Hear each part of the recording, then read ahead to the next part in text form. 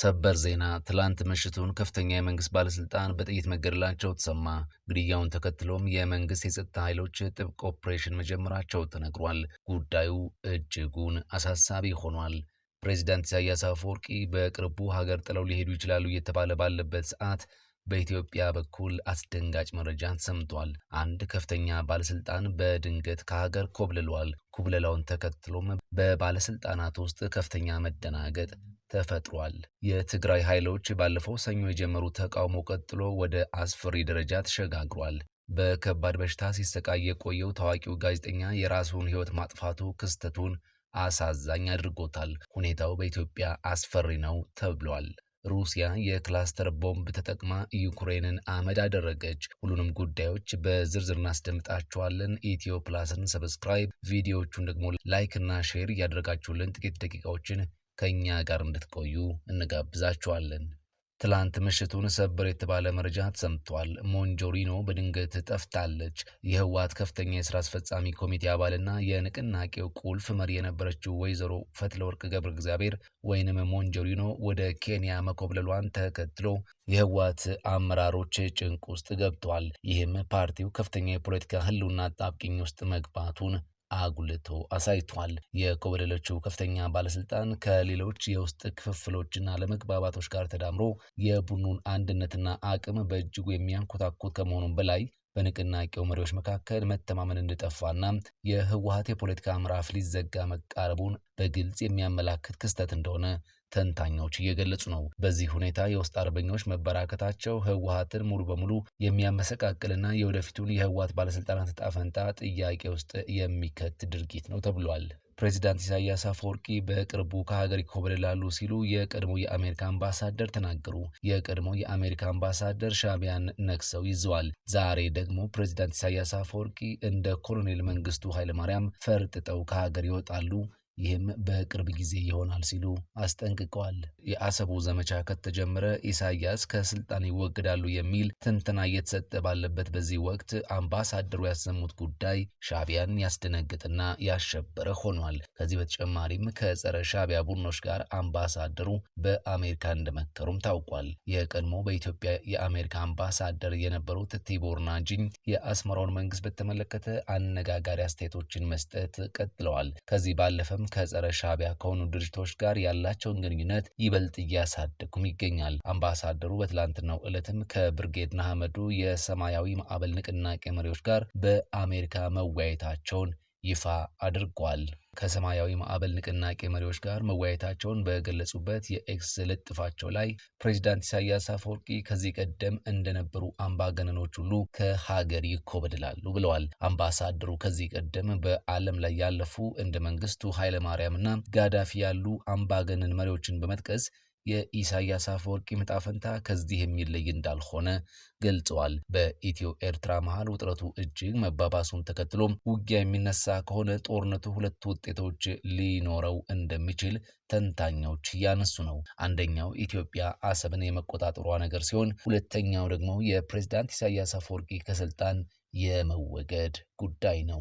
ከወራቶች በፊት የቀድሞ የኢትዮጵያ አየር ኃይል አዛዥ የነበሩት ጀነራል አበበ ተክለ ሃይማኖት በሰጡት አንድ አስተያየት ጦርነቱ የሚነሳ ከሆነ በእርግጥም የሻዕቢያ ግብዓተ መሬት የሚፈጸምበት ሊሆን ይችላል ሲሉ ግምታቸውን ማስቀመጣቸው ይታወሳል።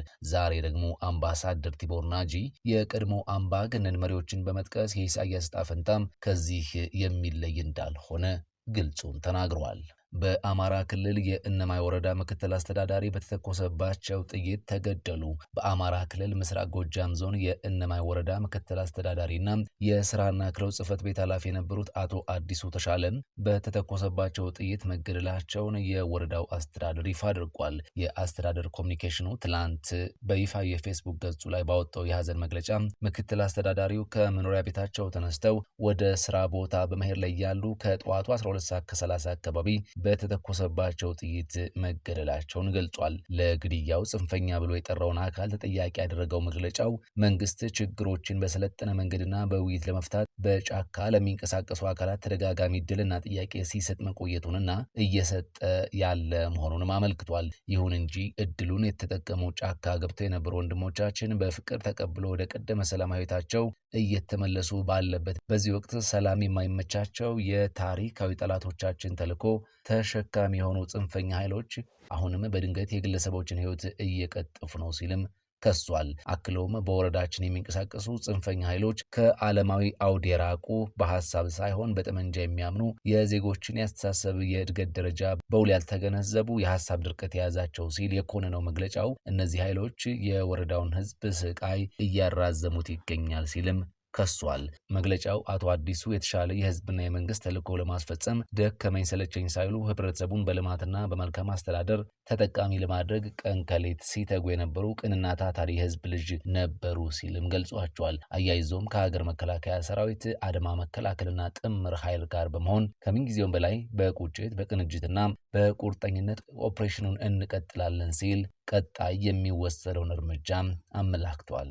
ከዚህ በኋላ በእኔ ምክንያት ዋጋ አትከፍልም ደህና ሁን የሚል ብጣሽ ወረቀት አስቀርቶ ህይወቱን የነጠቀው ጋዜጠኛ ጉዳይ መነጋገሪያ ሆኗል። ራሱን ያጠፋው የ29 ዓመቱ ጋዜጠኛ የብዙዎችን ልብ ሰብሯል። አሳዛኝ ዜና ከወደ ኬንያ ተሰምቷል። ጋዜጠኛ ኪማኒ በአንድ ወቅት በሲቲዝን ቲቪና ኤንቲቪ ስክሪኖች ብዙዎችን ያስደመመ ጎበዝ ጋዜጠኛ ነበር። ነገር ግን ከካሜራ ብርሃን ጀርባ ባይፖላር ዲስኦርደር እና ድብርት ብዙ ቀናትን ብቻውን ጨለማ ቤት ውስጥ እንዲያሳልፍ አድርጎት ቆይቷል። በዚህ የአእምሮ ጤና ፈተናዎችን እየታገለ እንደሚገኝ በድፍረት በአደባባይ መናገሩም ይታወሳል። ትላንት ግን አልቻለም። የአእምሮ ጤና ክትትል ከሚያደርግበት ሞምባሳ ውሜን ኤምፓወርመንት ኔትወርክ ሜንታል ሪሃቢሊቴሽን ሴንተር ለአባቱ ብጣሽ ወረቀት ጽፏል። ከዚህ በኋላ በእኔ ምክንያት ዋጋ አትከፍልም ደህናውን ይላል።